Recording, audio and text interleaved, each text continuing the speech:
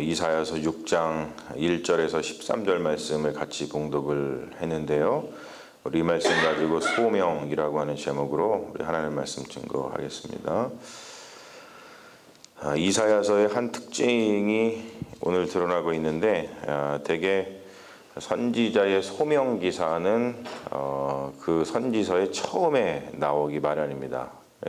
선지자가 이렇게 하나님께 소명을 받는구나. 그러고 난 다음에 이제 보냄을 받고 활동하는 이야기가 나오는데, 근데 이사야서는 좀 특징이 있죠. 1장부터 5장까지는 소명에 대한 이야기가 나오질 않습니다. 그냥 이스라엘에 대한 하나님의 기소, 이스라엘이 무슨 잘못을 했는지 그것에 대한 기소가 먼저 나오는 것을 볼 수 있죠.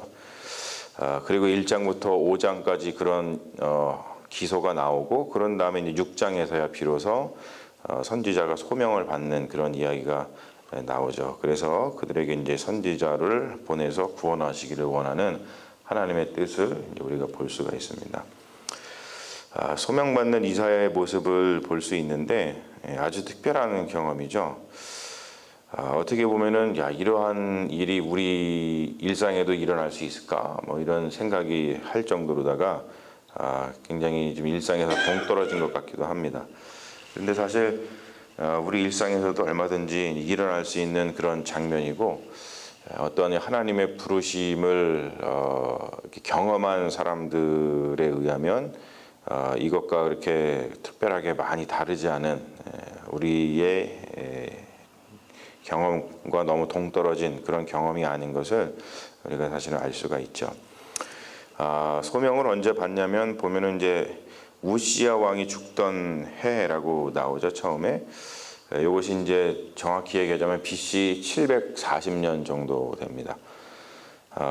우리 조선 시대에서 가장 오랫동안 왕위를 이어갔던 왕이 있죠. 유명한 사도세자의 아버지 영조가 엄청나게 오랫동안 왕위를 이어가는데, 바로 이 우시야 왕이 북이스라엘과 남유다, 그러니까 남유다의 왕인데 남유다 통틀어 가지고 가장 오랫동안 왕위에 재위했던 분입니다. 무려 52년간 왕을 했던 분이죠. 우시야라고 하는 뜻은 이제 여호와는 나의 힘이라고 하는 그런 뜻인데, 이 우시야 왕은 굉장히 훌륭한 왕이었습니다. 나라를 안정되게 이끌었고, 그리고 이제 영토를 다 회복을 했죠. 그래서 이 남유다의 전성기를 이끌었던 그런 훌륭한 왕으로다가 인식이 되고 있어요. 그런데 열왕기서에 보면은 말년에 좀 교만해져가지고 이제 제사장이 들어야 할 그 분향을 스스로 하려고 했다가 하나님의 심판을 받고 이제 말년에 나병에 걸려가지고 비참하게 죽음을 맞이하는 것을 볼 수가 있습니다. 사실 우시야 왕은 남유다의 굉장히 영웅적인 왕이고, 또 52년간 다스렸으니 얼마나 이 우시야 왕을 통해서 세워진 게 많이 있겠어요. 그런데 그 왕이 죽고 나니까, 즉 영웅적인 왕의 죽음이 그 나라의 위기를 가져왔을 것을 우리가 어렵지 않게 생각을 할 수 있습니다. 그리고 영적으로 보면은 나병에 걸린 왕의 죽음이죠. 나병이라고 하는 것은 단순히 그 병을 떠나서, 어떤 피지컬한 병을 떠나서 어떤 영적인 메타포를 나타내주고 있죠. 성경에 보면은 나병에 걸리는 것은 그냥 걸리는 게 아니고 어떤 하나님의 심판을 나타내는 경우가 굉장히 많이 있습니다. 그런데 그 나병에 걸린 왕이 죽었다는 것은 뭐냐면, 나병에 걸린 사람은 부정하다 그렇게 해야 돼요. 그렇죠? 부정한 역사가 끝이 났고, 그리고 이제는 뭔가 좀 새로운 시대가 도래하겠구나, 그러한 어떤 기대와 소망을 가질 수 있는 상황이었다는 것이죠. 그래서 어떤 긴장감, 이제 나라의 위기가 오나, 아니면 또 더 나아가서 이제 부정한 어떤 나병에 걸렸던 그 왕이 죽음으로 인해서 부정의 역사가 끝나고 이제 새 시대가 도래하나, 그런 어떤 희망이 맴도는 가운데에 이사야가 소명을 받는다는 것이죠. 소명이라고 하는 것은 좀 이런 때 오는 것 같아요. 그냥 아무 때나 오는 것이 아니고, 뭔가 이렇게 전환기에 있을 때 뭔가 긴장감이 흐르고 뭔가 우리가 희망을 가질 때 그럴 때 하나님에게서 이제 소명이 오는 것을 우리가 볼 수 있습니다. 그래서 우리가 우리 인생을 살면서도 하나님께서 나에게 소명을 언제 주실까? 내가 무슨 소명을 받을까? 그런 좀 생각들이 들 때는 언제나 좀 이런 데 긴장감이 흐르거나 뭔가 희망을 바라보는 그 시기에 그런 소명이 온다는 것을 우리가 좀 마음속에 품으면 하나님의 소명이 더 우리에게 좀 잘 다가올 줄로 믿습니다. 영적인 체험을 하죠. 이렇게 말로 표현하기 힘든 신비로운 체험입니다. 오늘 말씀도 보면은 굉장히 이렇게 말로 표현하는 것이 참 쉽지 않은 그런 체험을 이사야 선지자가 하는 것을 볼 수 있는데, 우선은 높이 들린 보좌에 앉으신 주님, 그러니까 여호와 하나님을 이야기하죠. 높이 들린 보좌에 앉으신 주님, 굉장히 메타포적인 그런 표현이죠. 그리고 성전에 그 보좌에 앉으신 주님이 무슨 이렇게 옷을 갖다가 이렇게 무슨 우리 뭐 신들이 흔히 입는 이런 어떤 막 늘어지는 옷이 있잖아요. 우리 무슨 영화 같은 거 보면은 그런 옷을 입고서는 앉아 계신데 그 옷자락이 성전에 가득 찬 것을 이제 봤다는 것이죠.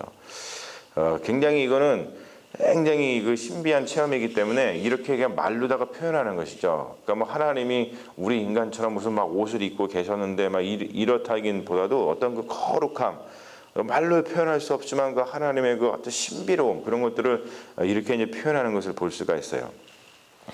그런데 오늘 특징, 그 말씀 중에 굉장히 좀 특징 중에 하나가 뭐냐면 스랍들이 주님 옆에서 모시고 선 것을 이제 볼 수 있어요. 자, 스랍이 뭐냐면, 스랍이라고 하는 것은 사실 우리나라 말이 전혀 아니잖아요. 우리나라와 비슷한 말이 있죠. 서랍이라고, 서랍. 서랍하고는 완전히 다릅니다. 스랍은 어떠한 이제 존재인데 뭐냐면, 이게 이제 그 히브리어의 샤라프라고 하는 말이 있어요. 샤라프라는 말이 뭐냐면 불타다라고 하는 뜻을 가지고 있어요. 그러니까 샤라프라고 하는 불타다라고 하는 뜻에서 스랍 이 나온 거예요. 그러니까 세라핌이라고 그러거든요. 세라핌을 갖다가 우리나라 말로 그냥 스랍이라고 이렇게 옮긴 건데, 세라핌은 뭐냐면은 샤라프 불타다에서 왔기 때문에 불타는 자들, 그런 뜻입니다. 그러니까 이 스랍들이라는 것은 불타는 자들, 뭔가 이렇게 형상화시킨 거죠. 뭔가 이렇게 우리 뭐 어떤 좀 영적인 존재가 이렇게 막 불타고 있는 거, 그런 것들로다가 표현하는 그 영화의 기법들을 우리가 볼 수 있는, 다 이런 데서 이제 따오는 것이죠. 근데 이 스랍들, 불타는 자들의 모양을 보면은 얼굴은 사람 얼굴을 가지고 있고, 그리고 발을 가졌어요. 근데 특징이 뭐냐면은 날개를 가졌는데 날개가 6개입니다. 그러니까 우리 요즘 자동차로 따지면은 몇 기통입니까? 6기통이에요. 6기통. 엄청나게 날개 6개로다가 나르면 얼마나 잘 날르겠어요. 근데 참 저는 요 부분을 보면서 늘 참 많은 은혜를 받습니다. 왜냐하면 오늘 말씀 보면 이렇게 표현을 하고 있죠. 날개가 6개예요. 그러면 날개 6개로다가 다 날면 얼마나 우아하고 참 멋있고 신비롭고 얼마나 큰 힘을, 능력을 발휘하겠어요. 근데 오늘 말씀 보면은 그 6개 날개로 다 나는 것이 아니고 2개 날개로는 뭘 하냐면은 얼굴을 가려요. 그리고 2개 날개로는 뭐 하냐면 발을 가려요. 그리고 나머지 2개 갖다가 납니다.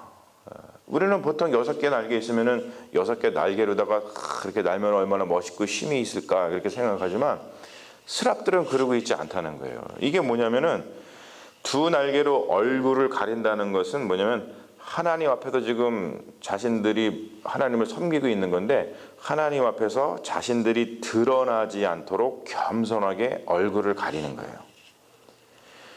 그리고 2 날개로 발을 가린다는 것은 뭐냐면 하나님 앞에서 자신들의 수치를 가리기 위해서 발을 가리는 겁니다. 출애굽기 26장을 기억을 하는데, 거기에 보면은 그 하나님께서 이제 아론 제사장을, 대제사장을 택하고 아들들의 제사장 직분을 주시면서 규례를 주시는 게 있어요. 뭐냐면은 하나님 앞에서 분향을 하고 하나님의 일을 할 때에 언제든지 하체를 가리게끔, 발을 가리게끔 하시는 게 있습니다. 뭐냐면은 어떤 우리의 수치, 죄가 드러나지 않도록 하기 위해서 그런 조치를 취하는 거예요. 그렇지 않고 분양을 하면 죽는다, 그런 표현을 하십니다. 뭐냐면은 이런 그 자세가 참 너무 좋은 것 같아요. 저희 이걸 보면서 많은 걸 사실 깨닫는데, 그렇지, 하나님 앞에서 우리가 섬길 때 가장 중요한 것은 이렇게 나 자신이 드러나지 않도록 얼굴을 가리는 것과 나의 수치가 드러나지 않도록 나의 발을 가리는 것이 참 중요하구나, 이런 겸손한 자세가 참 중요한 것이구나, 그런 생각을 참 많이 하게 됩니다. 그러니까 뭐냐면 자기를 드러내지 않고 수치를 가리면서 겸손하게 주님을 섬기는 스랍의 모습을 볼 수가 있어요. 그리고 그냥 두 날개로만 나는 것을 볼 수 있습니다. 그래서 우리가 보면은 어떤 우리가 주님을 섬기는 것은 사실 이 TV에서 요즘에 아이돌 연예인들이 나와가지고 자기의 어떤 모습을 그냥 그 퍼포먼스를 최대한 보여줘가지고 사람들로 하여금 막 감동시키기 위해서 그렇게 하지 않잖아요. 그렇게 하잖아요, 그 사람들은. 근데 우리 예배는 사실 우리가 뭔가 퍼포먼스를 막 해가지고 나를 드러내는 행위가 아니고 우리가 하나님 앞에서 그냥 하나님을 찬양하고 하나님의 영광을 나타내는 것이거든요. 그래서 보면은 6개 중에 2개의 날개만 써서 난다는 것은 뭐냐면 우리가 3분의 1만 힘을 주어야 한다는 거예요. 3분의 1만. 그러니까 우리가 최선을 다하지만 드러나지 않게, 주님의 영광을 가리지 않게 우리가 같이 예배를 드리고 같이 주님의 일을 하는 것이 굉장히 중요하다는 것이죠. 사실 제가 이거를 좀 저 스스로의 목회에 적용을 하자면, 예배 시간에 사실 제가 이런 것들을 좀 실천하려고 노력을 합니다. 그러니까 말씀을 전하고 그럴 때도 제가 막 무슨 저의 언변술, 저의 이런 걸 막 하려고 막 이렇게 나를 드러내려고 이렇게 하지 않아요, 일부러. 그냥 하나님이 주시는 말씀을 잔잔하게 좀 전하기를 원하고, 그래서 나의 뭔가를 드러내는 것이 아니고 하나님의 영광이 드러나게끔 하기 위해서 최대한 저를 이렇게 감추려고 사실은 노력을 많이 하는데, 그게 때로는 쉽지 않지만 최대한 노력을 하죠. 그래서 우리가 어떤 주님의 일을 하고 같이 예배를 드리고 갈 때에 이런 어떠한 스랍의 정신을 갖고 하는 것이 참 중요하다. 그것을 좀 우리가 배울 수 있는 아주 중요한 말씀이라고 생각을 합니다. 자, 근데 보면은 소명을 받는데 그 절차가 있어요. 이것도 우리가 굉장히 눈여겨볼 만한데, 뭐냐면 첫 번째, 소명을 받으려면은 첫 번째 하나님과 만남이 있어야 돼요. 이건 단순히 하나님을 만나는 게 아니에요. 하나님과 대면을 해야 되는데, 여러분, 하나님을 대면하는 경험은 성경에서 뭐라고 표현하냐면 굉장히 두렵고 떨리는 경험입니다. 자, 두렵고 떨리는 경험을 하고 싶은 사람이 있을까요? 되게 없습니다. 예. 근데 이 두렵고 떨리는 경험은 어떠한 경험이냐면 죽음을 맞닥뜨리는 경험과 같아요. 근데 여러분, 죽음을 맞닥뜨리는 경험을 우리가 하고 싶어요? 하기 싫단 말이에요. 대면하고 싶지 않죠. 죽음을 대면하고 싶은 사람이 어디 있어요? 그런데 하나님을 만나는 것, 하나님을 대면한다는 것은 그만큼 죽음을 맞닥뜨리는 경험과 같이 두렵고 떨리는 경험입니다. 하지만 소명을 받기 위해서는 그 경험이 반드시 있어야 된다는 거예요. 그리고 두 번째, 하나님을 대면을 하고 났으면은, 하나님을 딱 대면하고 나잖아요. 그러면은 뭘 깨닫게 되냐면 자기 자신의 부정함을 깨닫게 된다는 거예요. 그 말은 뭐냐면 자기 자신의 진짜 모습을 보게 된다는 것이죠. 그러면은 자기 자신의 진짜 모습, 즉 자기 자신의 어떤 부정함을 깨닫게 되면은, 제가 위에서 지금 말씀드렸던 것처럼 스랍의 겸손함이 생긴다는 거예요. 저절로. 우리가 그냥 겸손해야지 이거는 우리가 마음으로다가 달랜다고 해가지고, 내가 마음 먹는다고 해가지고 겸손이 생기는 것이 아니고, 정말로 하나님을 대면해서 그 하나님의 두렵고 떨리는 마음으로 정말 죽을 것 같은 그 경험을, 하나님을 만나는 경험을 하고 나면, 야, 내가 정말 부정하구나, 내가 정말 아무것도 아니구나, 이러한 정말 가슴속 깊은 곳에서 울려나오는 그 깨달음에 의해서 내가 정말 겸손해질 수밖에 없는 그런 상황이 생긴다는 거예요. 그리고 세 번째 소명의 절차가 뭐냐면, 그러고 나면 하나님께서 죄사함의 은혜를 내려주시거든요. 그러면 그때 비로소 우리가 참 자유함을 얻게 되고, 그리고 어떠한 마음속에 담대함이 생깁니다. 오늘도 이 이사야가 바로 이러한 절차를 거치잖아요. 그래서 담대함이 생기고 자유가 생기죠. 즉 뭐냐면 내 힘이 아닌 성령의 힘으로 무슨 일을 할 수 있도록 내가 어떤 능력을 받게 되는 거예요. 그래서 힘도 아닌 능력도 아닌 능도 아닌 오직 성령의 능력으로다가 우리가 하게 되는 그 역사가 이런 절차를 거쳐서 소명을 받은 사람들에게 나타난다고 하는 것이죠. 이것은 굉장히 중요하고 굉장히 우리가 소명을 받고 하나님의 일을 감당하는 데 있어서 아주 중요한 요소라고 생각을 합니다. 자, 그렇게 소명을 받아요. 이런 절차를 거쳐서. 근데 오늘 말씀 보면은 이사야가 받은 소명은 굉장히 좀 특이합니다. 왜 특이하냐면, 자, 이런 말씀을 하세요. 굉장히 상식과 반대되는 소명을 주셔요. 우리가 흔히 소명을 받으면은 백성들한테 보냄을 받아가지고, 야, 저 사람들의 마음이 너무나 둔해. 그러니까 좀 가가지고 그 마음을 좀 깨우쳐줘. 저 사람들의 귀가 좀 막혔거든. 그러니까 네가 가가지고 그 귀를 좀 뚫어줄래?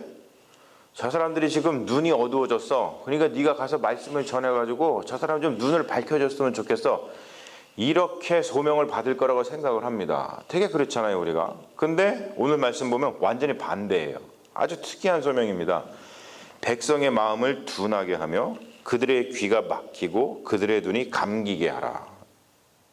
이게 이사야 선지자가 받은 소명입니다. 그러면서 하나님께서 염려를 하셔요. 근데 이 염려도 상식과는 다른 염려예요. 무슨 염려를 하시냐면 그들이 눈으로 보고 귀로 듣고 마음으로 깨닫고 다시 돌아와 고침을 받을까? 내가 염려가 된다. 이렇게 말씀하십니다. 원래는 반대여야 되잖아요. 선지자를 보냈으니까 야, 저들이 선지자를 보냈으니까 좀 귀로 듣고 보고 마음으로 깨닫고 좀 다시 돌아와야 되는데 안 돌아올까? 아, 그게 좀 걱정된다. 이래야 되는데 반대로다가 그들이 깨닫고 돌아올까 봐 걱정된다고 말씀하세요. 이게 굉장히 신기하고 아주 그 특이한 그런 소명인 것을 우리가 볼 수 있습니다. 근데 이 말은 뭐냐면 이게 중요한 거예요, 여러분. 하나님께서 이스라엘 백성이 회개하기를 원하지 않으시는 게 아니라는 거예요. 그게 아니고 확실한 회개를 원하신다는 거예요. 오늘 말씀 보면은 계속 그 얘기 하시잖아요. 마지막에 뭐라고 합니까? 어느 때까지입니까? 그랬더니 계속 그 얘기 하시잖아요. 뭔가가 다 황폐하고 없어지고 아무것도 남지 않게 되고 그런 얘기를 하십니다. 그 말은 뭐냐면 좀 어설픈 회개가 아니고 정말로 확실한 회개를 원하신다는 거예요. 확실한 회개.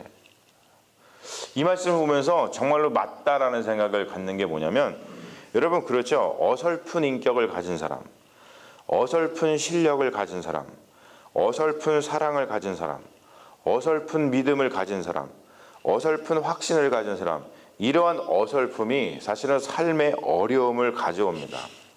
우리나라 그 속담에 이런 속담이 있잖아요. 선무당이 사람 잡는다. 그런 말도 있어요. 선무당이 뭡니까? 그냥 어설픈 그런 무당이에요. 그러한 회개는 결국에는 하나님에게도 영광이 되지 못하고 우리에게도 유익이 되지 못한다는 거예요. 확실한 회개, 정말로 내가 죽는 회개, 그런 회개의 역사가 일어나야지 반쯤 죽었다가 살아나는 그런 회개, 그런 거는 그 누구에게도 유익을 끼치지 못한다라는 것을 볼 수가 있어요. 그러면은 그러한 상태를 어느 때까지 하실 겁니까? 어느 때까지니까 그렇게 이사야가 묻습니다. 그러니까 기간을 묻는 게 아니죠. 그게 아니고 그러한 심판을 하루속히 끝내달라는 강력한 소원입니다. 그러니까 우리가 죽다가 살아나면 안 되고 완전히 죽어야 되는데 이게 좀 메타포적인 말입니다, 여러분. 이걸 오해하면 안 돼요, 우리가. 제가 오늘 사건을 하나 좀 얘기하려고 하는데 뭐냐면은 신정아 사건이 있었어요, 한국에. 이분이 어떤 분이었냐면 삼풍백화점이 옛날에 무너졌을 때 거기서 살아난 분이에요. 제가 이제 좀 예를 들기 위해서 그냥 메타포로 얘기를 하는 거예요. 근데 이 사람이 아주 이상한 담대함이 생겼죠. 죽었다가 죽을 뻔했는데 살아났는데 정말로 이상한 담대함이 생겼어요. 그래서 사기를 쳤는데 어떻게 쳤냐면 국가를 상대로 사기를 쳤잖아요. 어떻게 쳤냐면 자기가 유학을 다녀왔는데 미국의 그 유명한 예일 대학교에서 박사학위를 받았다는 거예요. 그래서 뭐 국립 무슨 뭐 예술원인가 뭐 하여튼 거기에 그 큐레이터로다가 국가에서 채용을 한 적이 있습니다. 근데 나중에 알고 보니까 거짓말인 거예요, 거짓말. 그래서 그 부모님하고 인터뷰를 그 기자들이 했는데 뭐라고 얘기하냐면 이 아이가 삼풍백화점에서 죽었다가 살아났는데 그 이후로다가 이상한 용감함이 생겼다는 거예요. 그래가지고 이런 일까지 벌어졌다는 거죠. 그러니까 제 말은 뭐냐면은 이게 제가 하나님 말씀하시는 이거를 조금 여러분들이 이해를 좀 돋구기 위해서 제가 말씀을 드렸는데 어설픈 회개가 이러한 결과를 낳는다는 거예요. 그러니까 죽으려면은 우리가 확실하게 주님 앞에서 죽어야 되는데 반쯤 죽으면은 이렇게 누구에게도 이 유익을 끼치지 않는 아주 이상한 담대함이 생긴다는 것을 우리가 볼 수 있다는 것이죠. 그래서 하나님께서 말씀하시기를 뭐냐면 그냥 그루터기, 완전 뭐 죽은 거잖아요. 다 잘라냈으니까 그냥 그루터기, 남은 자, 정말로 거룩한 자, 정말로 하나님 앞에서 완전히 죽은 자, 즉 지금 이사야 선지자가 했던 것처럼 하나님을 대면하고 나서 내가 정말 죽었구나, 나는 죽었다 라고 생각했는데 하나님께서 숯불을 대면서 살려주신 자, 내가 스스로 살아난 게 아니라 하나님께서 살려주셔서 은혜를 정말로 입은 자, 그런 자를 그루터기 남은 자라고 표현을 하고 있습니다. 여러분, 신앙이 깊어질수록 사도 바울처럼 이러한 고백이 나오는 것 같아요. 사도 바울이 신앙이 깊어지니까 무슨 고백을 했습니까? 나는 날마다 죽노라. 이게 저는 신앙의 신비라고 생각을 하거든요. 하나님 앞에서 날마다 죽여달라고 한다는 것이죠. 신앙이 깊어지면. 그런데 이게 신앙의 신비예요. 이상하게 하나님, 저는 부정한 사람입니다. 하나님, 저는 하나님 앞에서 살 수가 없습니다. 하나님, 저를 죽여주시옵소서. 이렇게 정말로 하나님 앞에 죽기를 간구하는 자를 하나님께서는 살려주셔서 성령의 능력으로 살아나가지고 하나님이 능력을 주셔서 그 능력으로다가 어떠한 소명을, 어떠한 사명을 감당하는 것을 우리가 볼 수 있다는 거예요. 여러분, 오늘 말씀을 보십시오. 그러한 경험을 이사야가 하고 났더니 하나님이 이렇게 물어보시잖아요. 누가 갈고 누가 우리를 위하여 갈고, 이렇게 했을 때 이사야가 뭐라고 합니까? Here I am, send me. 주님, 내가 여기 있습니다. 나를 보내주시옵소서. 샬라헤니, 이게 뭐냐면 샬라라고 하는 그 히브리어인데요, 보내다 가게 하다라는 건데 아주 강력한 청원을 얘기하는 겁니다. 주님, 내가 여기 있으니까 저를 보내주세요. 강력하게. 그냥 갈까 말까 하면서 뭐 이렇게 좀 뭐 주님 보시기 부끄러워서 얘기하는 게 아니라 강력하게 하나님 나를 보내달라고 하는 그 고백이 하나님 앞에서 나오는 것을 우리가 볼 수 있다는 것이죠. 여러분, 이러한 신앙, 이러한 신앙의 신비가 우리 가운데 날마다 좀 일어났으면 좋겠습니다. 그래서 우리가 주님께 소명을 잘 받고 그 주님의 소명을 우리 이사야 선지자처럼 잘 감당하는 믿음의 자녀들이 다 되시기를 주님의 이름으로 축원합니다. 아멘. 잠시 기도하겠습니다. 아버지 하나님, 오늘 이사야 선지자의 소명을 받는 장면을 통해서 우리가 참으로 많은 것을 깨닫게 됩니다.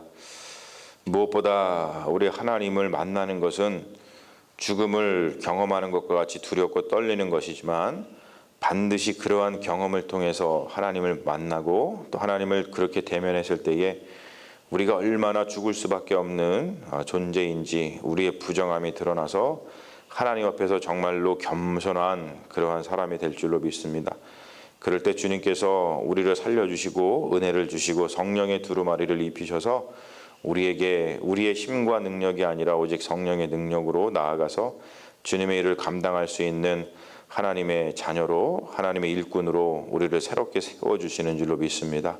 다시 한번 말씀을 기억하게 하시고 하나님이 우리를 부르신 그 뜻을 생각하면서 사도 바울이 그랬던 것처럼, 오늘 이사야 선지자가 그랬던 것처럼 하나님을 날마다 나와서 대면하고 예배 드릴 때마다 주님, 나를 죽여주시옵소서. 주님, 내가 죽을 수밖에 없는 죄인입니다 라는 그런 가슴 깊은 고백을 할 때에 주님께서 숯불을 가지고 우리 입술에 대셔 우리를 깨끗게 하시며 예수 그리스도의 그 보혈의 피로 날마다 우리를 새롭게 하여 주셔서 다시 우리에게 성령의 두루마리를 입히셔서 우리를 보내주심을 다시 한번 기억하고 우리가 날마다 주님 앞에 겸손하게 나오는 믿음의 자녀들 될 수 있도록 인도하여 주시옵소서.